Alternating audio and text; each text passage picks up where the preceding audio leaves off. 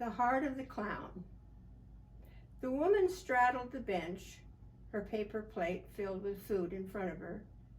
As soon as I sat down, her actions made it clear I was sitting much too close. "Sorry," I signed. I moved to the far end of the bench. She furrowed her brow and scooted to the other end, pulling her dish with her. She offered no explanation, only an expression of disgust. Because I unintentionally had intruded in her space, I left the bench and found another seat. I had been looking forward to this week at the American Sign Language Church Camp at Lazy F in Ellensburg. 6 of us came to take a class in improving our signing skills. Having a silent clown ministry, I brought my costume for Emma the clown. I looked forward to telling her worship stories, having fun miming, and signing with this small group of 6. To add to my excitement was the fact that we would be sharing the camp with a deaf community of 35 people, mothers, fathers, children, aunts, uncles, grandparents, and friends. I had come thankful for the opportunity to put my skills to work. However, actions told me differently. The woman I had intruded upon was part of that group. It was not long before I realized the deaf community rarely, if ever, would give eye contact to our group. It was as if they were blind to us as well as deaf. By midweek, I thought, I can't help it if I can hear. One day I wandered into the craft room and found myself with the lady on the bench.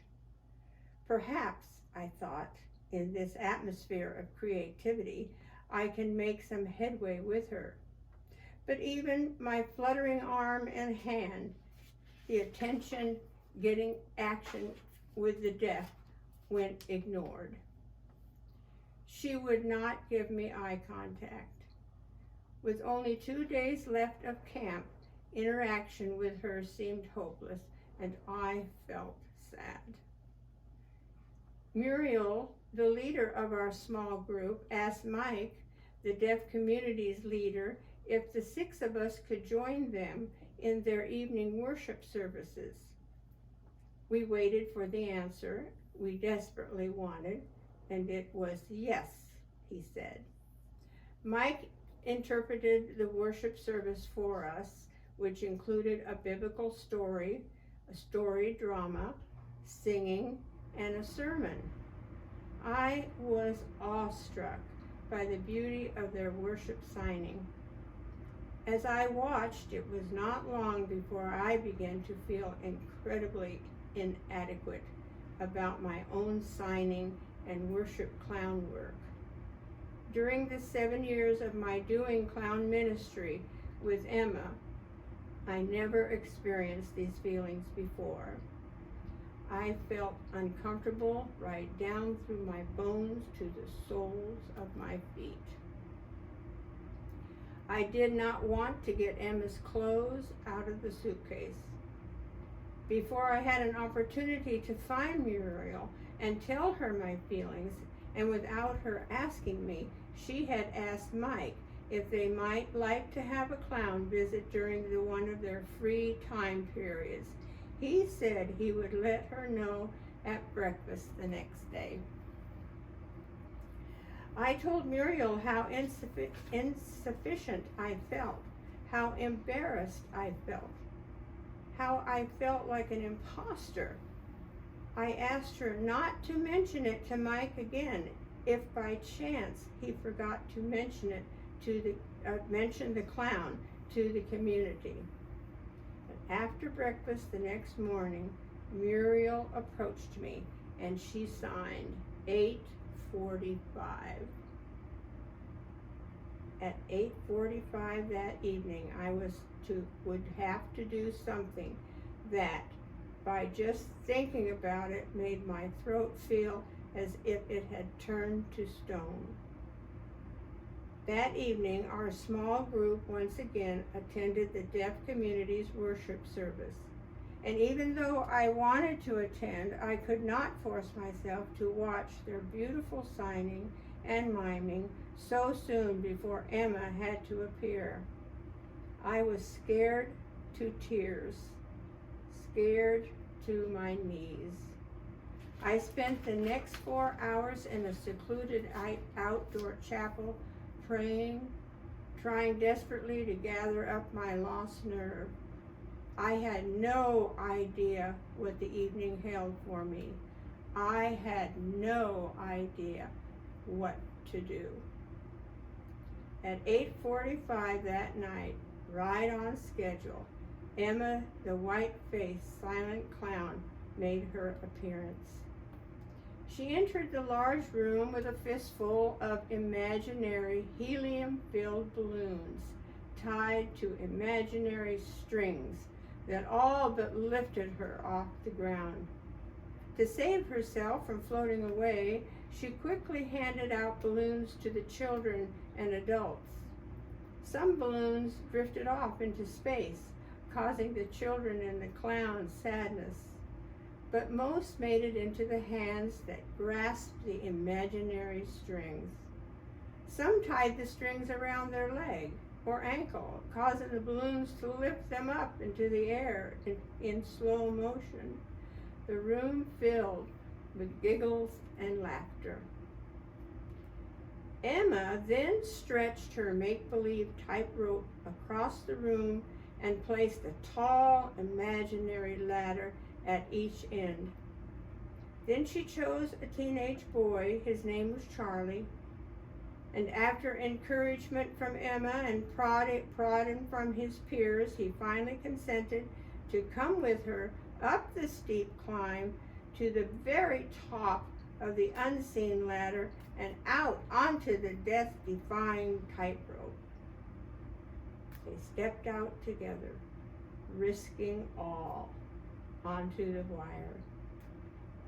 Faces of the onlookers broke out with laughter and alarm and fear as the two wobbled their way, sometimes with daring, sometimes caution, to the safety of the ladder on the other side. Charlie received congratulations for his undying bravery. Then Emma formed her imaginary band.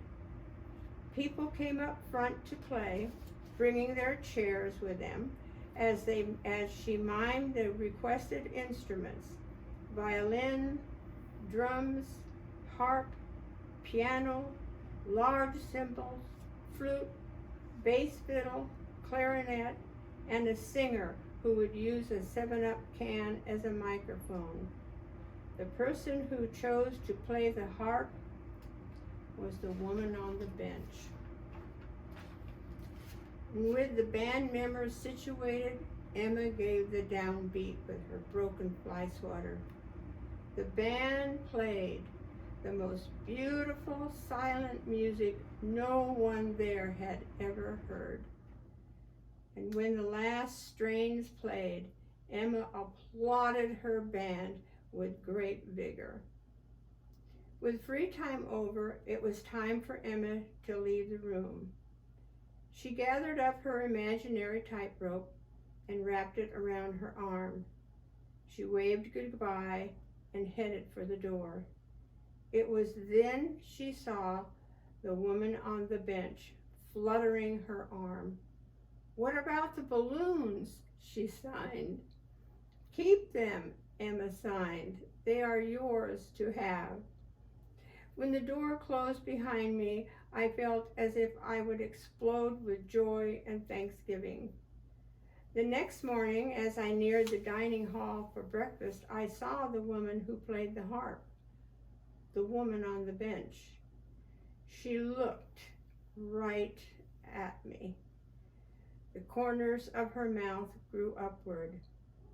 When I stood beside her, She pointed at me and signed, "You are the clown. You were wonderful last night. I enjoyed it. Thank you."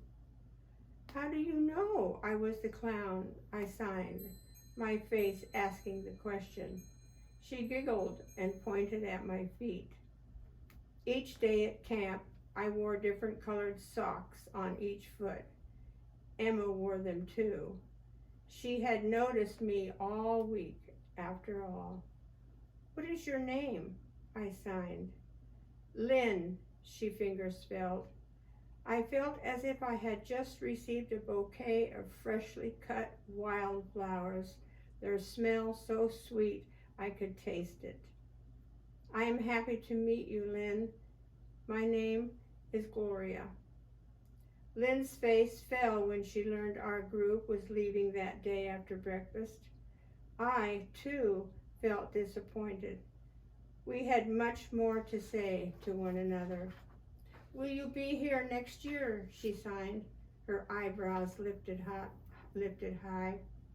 "Yes," I signed vigorously. "Yes, for sure." Some members of the deaf community and members of my small group, for the first time that week, walked up the trail together to breakfast. They signed together about last night. When the deaf members saw me, they smiled and they signed their enjoyment and appreciation of the fun the clown had given them. Charlie was one of them. He greeted me with a sign. "Good morning, clown." He strutted around a bit, showing off how brave he was. Everyone laughed. I handed him the imaginary tightrope from last night and signed to him, "It is yours, Charlie, to keep, because you were brave to do something you didn't think you could do." When Charlie hung the tightrope over his shoulder, I felt as if it were my shoulder too. The Heart of the Clown.